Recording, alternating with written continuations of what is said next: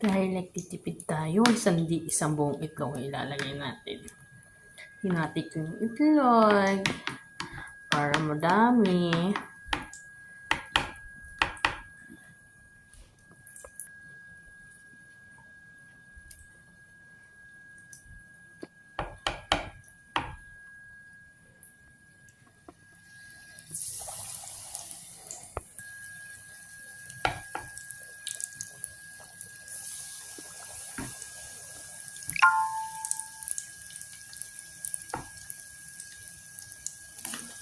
Yan, alam ko na mag-mix ng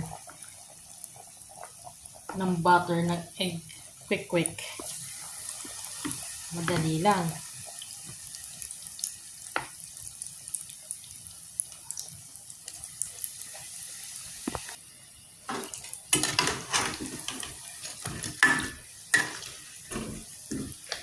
Craving for quick.